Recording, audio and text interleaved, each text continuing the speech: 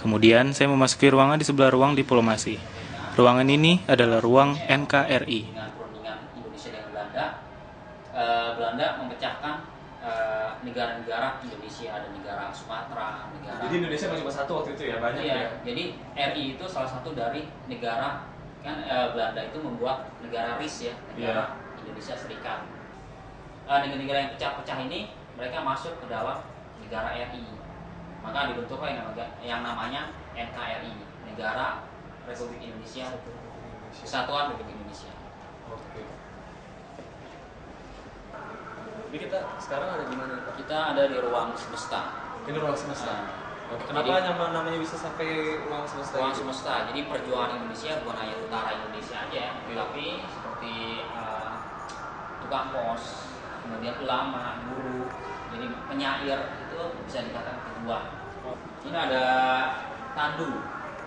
Jadi ini punya Jenderal Sudirman.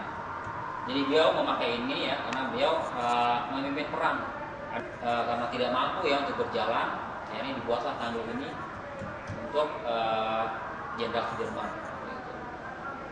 Oke, di sini ada koleksi memorabilia, jadi peninggalan-peninggalan pejuang, dan juga ada peninggalan dari tentara Belanda. Ini punya koleksi tentara Belanda, ada Corvino, kemudian kaos kakinya ada pangkat-pangkatnya. Jadi kalau misalnya tentara Indonesia menangkap tentara Belanda, semua pakaiannya, kemudian senjata semuanya itu diambil oleh tentara Indonesia. Gitu. Jadi bisa dimanfaatkan gitu, dalam peperangan. Kemudian di sini ada koleksi yang dimiliki oleh Bapak Mustopo. Gitu. Jadi ini adalah Bapak ini ketua dari BKR ya, BKR di Surabaya. Dia yang memimpin bangsa Indonesia untuk mengambil senjata-senjata Jepang. Ya, kemudian ada koleksi bambu runcing, yaitu senjata bangsa Indonesia. Iya, bambu runcing.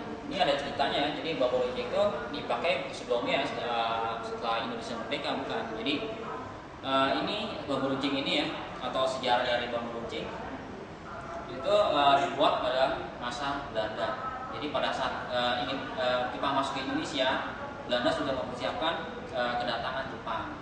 Mereka membuat bambu runcing, ya kemudian dipasang ya di daerah Kalijati karena ada kabar ya Jepang mendarat di Kalijati. Ternyata tidak ya, salah perkiraan.